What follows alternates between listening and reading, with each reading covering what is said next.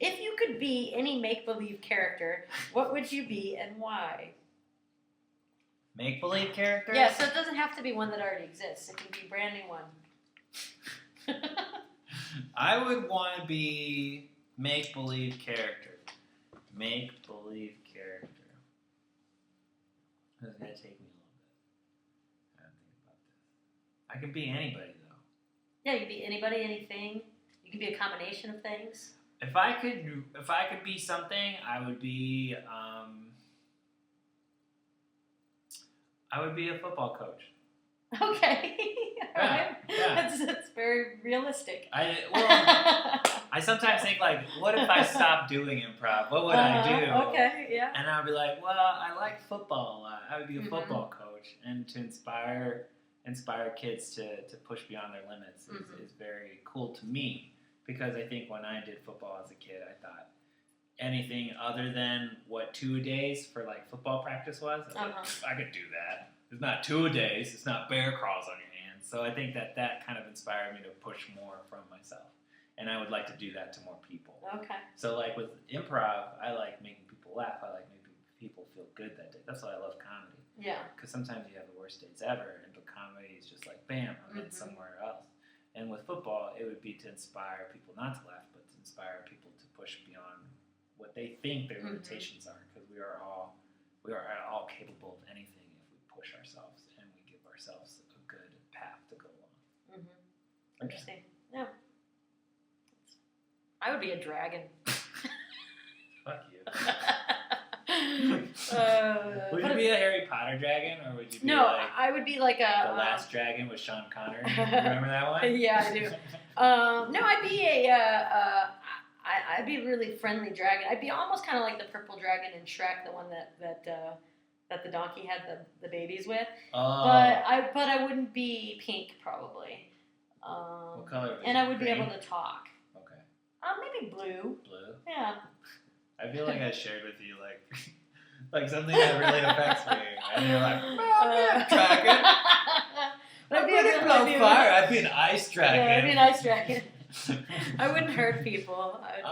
Why would you be a dragon? I would love to fly. That would be cool. And I love the power that dragons have, and I kind of. It's interesting because I'm not really necessarily power hungry, nor do I desire a lot of power, but I feel like having a lot of power can be very influential, and so you have a lot of power now. To a small degree. No, in our community. I won't deny that. I want more power. I want to fly above the world. Like just breathe my power upon the people. I can see you doing your classes. You're like, that is not a deconstruction. You'll melt soon, I promise. While you're frozen, think about what you've done. Think about the medics. Think about how you map a realistic scenario onto an even funnier and greater scenario. All right. Well, that's cool. Yeah, you would be in a group of dragons, though, like where there's dragons everywhere. Well, you would be the last dragon. No, I wouldn't be the last dragon, but I would definitely be a dragon that can relate to all kinds of things. So, like, I would be a dragon that could get along with a rabbit. Okay. Because I wouldn't necessarily eat. Yeah, you would want to be like, hey, how's it going? And they'd be like, you want power? But I also want peace. Yeah, So I would want to use my power for peace. Yeah, you want power, but you also want people to like you. What I would do is I would bridge communities. Okay. But because thanks, dragon. We're not at war anymore. Exactly. Oh man, that's funny. It's hot here. Please help us. That's just because I'm a... Thanks, dragon. You just froze our crops, asshole. Oh, better luck next year. Just think about the thematics in that. So that's my thing. That's cool. Yeah. Okay. I guess my last question for you is, where do you see yourself in 5 years in terms of improv? In terms of improv.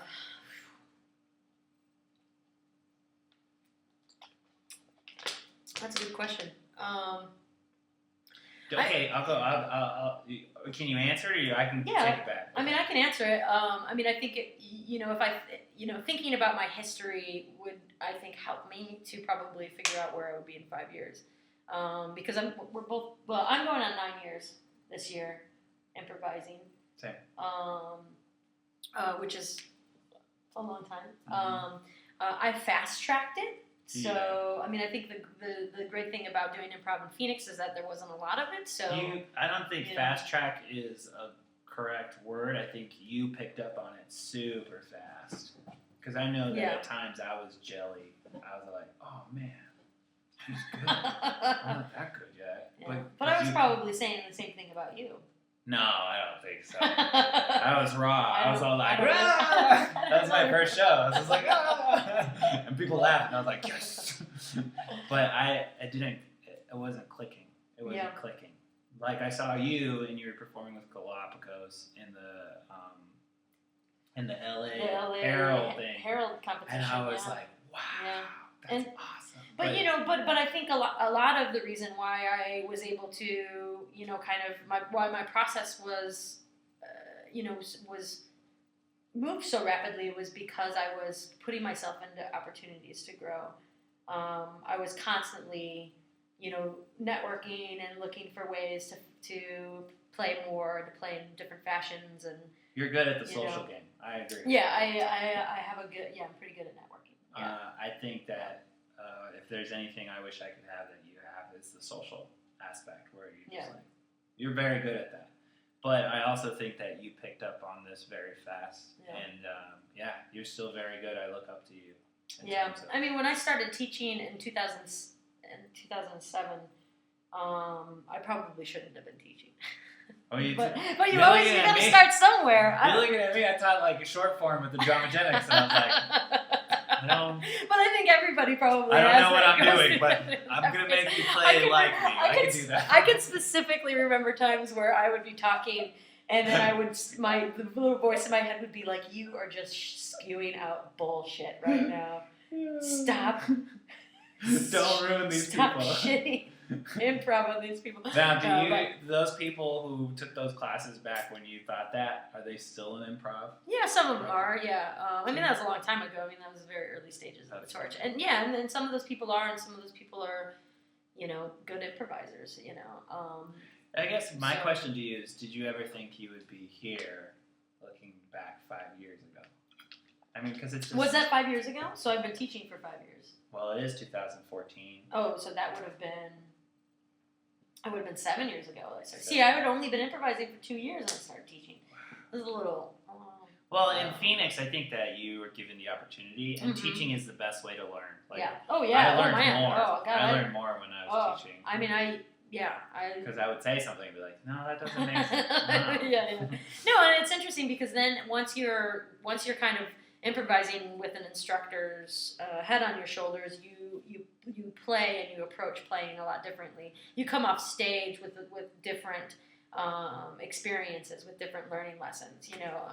It's just so hard sometimes to turn that off. I think it is very hard to turn that off. Especially when I've been in shows that I've been like, oh man. It's really interesting. I'm sorry. Please finish. No. We were going on a good tangent. Okay. This is a good tangent. But I was going to say it's really interesting taking workshops now because I've kind of like been really focusing on taking as many workshops as I can from people, whenever I can from further along people who are further along than me. I take notes. I mean, I take ridiculous notes because what I'm looking for is more useful tools to teach with, and I always give every teacher credit. Whenever especially when I use their quotes too. I'll be like, this is Kakowski's power bar system. And that's I think which I use a lot. Teaching is really refined. If I could say anything to anybody, it'd be like if you learn something new that excites you about improv. Like let's just say you learned, we shouldn't agree. Teach as many people as you can, because when you start, tell as many people as you can so that they get a better idea of what you're doing. Because what that ends up doing is your teacher, you're actually refining your own method to where it makes sense to you.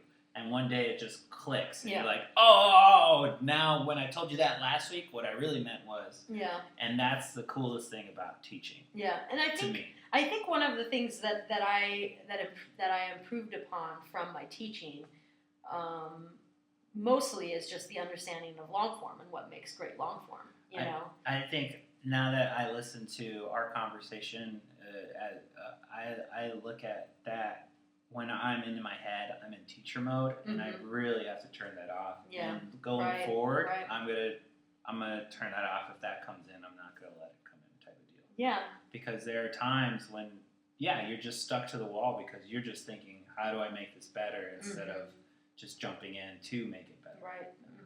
Yeah. Yeah, there's definitely an interesting switch you have to make, which I think happened for me recently, of saying when I'm on stage, I'm a performer.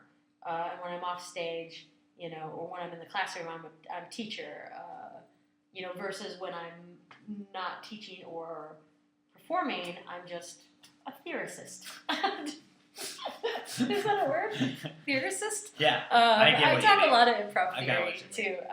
It's awful. Well, we had that conversation right after Hulas, where we were like going back and forth. Argument. Yeah, it was an argument. Yeah. But it was just like, it wasn't. It was a theoretical argument. We were just like, no, you gotta do it this way, and you're like, it doesn't work for me like that. I'm like, no, but you're not looking. Yeah, yeah. And that's the cool thing about Yeah. improv. Well, and it's interesting too, because having that conversation with you helps me to understand you even better as a performer. Yeah. Of what's important to you and what are your strengths on stage. Even though I probably know them, and if I had to sit down and write them out, I could. But without maybe necessarily putting the thought into it, now I can say, even in better words. Well, I think that it just goes to show you that two people are going to be different improvisers, and you're never going to be your favorite improviser. You're going to be your own improviser, and you're going to have your own strengths, and you're going to find things that are important to you that you'll push for than other things that go by the wayside. Yeah. So for me, scene painting is very important. Mm-hmm. I love when someone says, check out my bear statue, and then someone becomes that bear statue. Yeah. Or even if you're just like somebody's chair, someone sits down and you just become their chair type of thing. Yeah. I like that. I think that's fun for the audience, and it's fun for me, which is essentially what improv is doing what's fun for you on stage. Yeah. Yeah, and I really like finding the relationship pretty early and being affected by each other. Like, it's kind of like one of the things that I find to be, and actually in thinking about it, like that particular approach is more comforting to me because it's something that I feel like I can get into, I can get into the moment with, as opposed to feeling like I constantly have to keep one-upping myself, because you can kind of live in that world without pressure. You know what I mean? So yeah, I understand. Yeah. It's a way to put you in your happy zone, which is no pressure. Yeah. Yeah. And my way is to put me in my happy zone with no pressure. Yeah. Because when I'm making those quick choices, that for me means no pressure because I'm just adding to the scene. Yeah. Where you, if you establish something, that puts you in a no pressure zone because you can just draw from it. Yeah. What was the question again? Where do you see yourself in 5 years? Oh gosh,